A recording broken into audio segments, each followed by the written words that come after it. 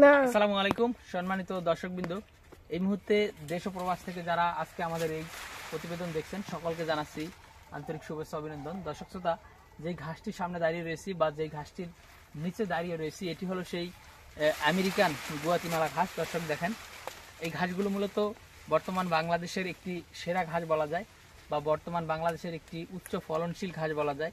এই ঘাসের মতো ফলন অন্য কোনো ঘাসে হয়, সে ঘাস বাংলাদেশে এখনও আসেনি এবং এই ঘাসের মতো ভিটামিন, প্রোটিন, ক্যালসিয়াম, মিনারেল সব উপাদান পর্যাপ্ত পরিমাণে আছে, সেই ঘাসও বাংলাদেশে আসেনি।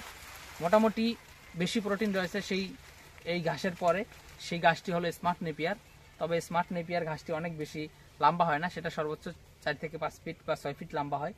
আর এই গুয়াতিমালা ঘাস কিন্তু বর্তমানে এখানেই 10 ফিটের উপরে লম্বা রয়েছে, প্লাস 12 থেকে 15 ফিট পর্যন্ত কিন্তু গুয়াতিমালা ঘাস লম্বা হয়ে থাকে। এবং এই ঘাসে যারা যে পরিমাণ ঘাস হয়, দেখেন আমার এই দুই পাশের দুইটি জার, এখানে কি পরিমাণ ঘাস রয়েছে সেটা আমি বলবো না, আপনারাই হয়তো অনুমান করে নিতে পারবেন যে কি পরিমাণ ঘাস এই জারটাতে বা এই জারটাতে রয়েছে। দর্শক, আমরা নয়, অনেকেই বলে থাকেন যে গুয়াতিমালা ঘাস একটি জার একটি গরুর জন্য যথেষ্ট। এটা কিন্তু সত্যি কথাই। আমরা কিন্তু এখানে 4 ফিট দূরত্ব দিয়ে ঘাসগুলো লাগিয়েছি এবং এখন কিন্তু এই দুইটা জারের মাঝখান দিয়ে ঢোকার মতো ফাঁকা জায়গা কিন্তু নেই।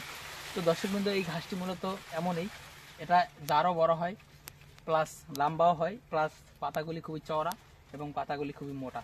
তো দর্শক শ্রোতা, এই গুয়াতিমালা ঘাসের কাটিং আপনি যদি সংগ্রহ করতে চান বা গুয়াতিমালা ঘাসের চারা যদি সংগ্রহ করতে চান, তাহলে অবশ্যই আমাদের স্ক্রিনে দেওয়া নম্বরে আমাদের সাথে যোগাযোগ করতে পারেন।